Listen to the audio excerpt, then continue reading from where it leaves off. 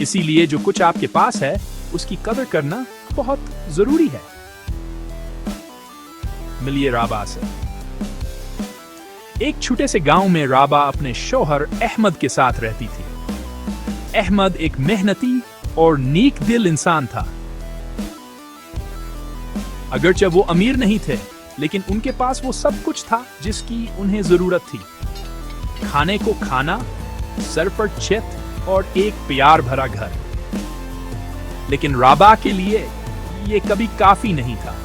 वो अक्सर शिकायत करती थी, फलां को देखो, उनके पास गाड़ी है, एयर कंडीशनर है, सब कुछ नया है और तुम मुझे कुछ नहीं देते। अहमद खामोशी से सुनता और हमेशा जवाब देता, राबा, अल्लाह का शुक्र अदा करो, हम भूखे नहीं हैं, हम महफूज हैं और यही काफी है। लेकिन राबा की नाशकरी दिन बहुत दिन बढ़ती गई। इसने ना तो अहमद के दिल की कदर की और ना ही इसकी कोशिशों को सराहा। एक दिन अहमद बीमार पड़ गया और हफ्तों तक काम नहीं कर सका। ब्रेक टाइम की गलत हो गई और राबा को हर वो चीज याद आने लगी जिसे वो कभी मामूली समझती थी।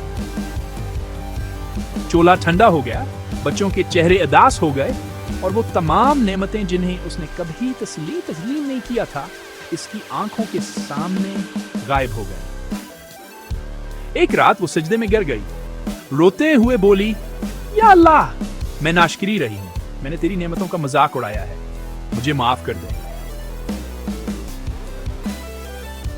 अगली सुबह वो अहमद के पास गई, उसके पांव दबाए और कहा, मैं गलत थी, मैं अब कभी शिकायत नहीं करूंगी।